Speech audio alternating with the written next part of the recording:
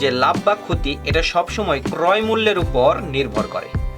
অর্থাৎ লাভ বা ক্ষতির হিসেবটা ডিপেন্ড করবে কার উপরে? ক্রয় মূল্যের সাথে তুলনা করতে হবে। অর্থাৎ আমার লাভ কত হলো, 100 টাকায় কিনে 120 টাকায় বিক্রি করলাম, তাহলে আমার লাভ কতটুকু হলো? 20 টাকা, তাহলে 20%। 100 টাকায় কিনে ক্ষতিতে আমি 80 টাকা বিক্রি করলাম, তাহলে আমার ক্ষতি কত হলো? ওই 100 টাকা থেকে যত কম সেটা হচ্ছে ক্ষতি, কারণ ক্রয় মূল্য থেকে যতটুকু কমে বিক্রি করেছি সেটা ক্ষতি। আর লাভ হচ্ছে ক্রয় মূল্য থেকে যতটা বেশিতে বিক্রি করলাম সেটা হলো লাভ। তাহলে লাভ বা ক্ষতি মূলত হিসেব করা হয় ক্রয় মূল্যের উপরে।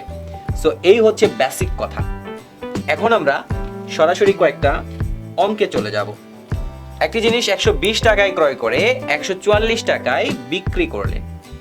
একটি জিনিস ক্রয় মূল্য হচ্ছে 120 টাকা আর বিক্রয় মূল্য হচ্ছে 144 টাকা। 120 টাকায় ক্রয় করেছে, তাহলে ক্রয় মূল্য 120 টাকা। 144 টাকায় বিক্রি করেছে, তাহলে বিক্রয় মূল্য 144 টাকা। তাহলে বিক্রয় মূল্যটা ক্রয় মূল্যের থেকে বেশি হয়েছে, তার মানে এটা নিশ্চিত লাভ হয়েছে।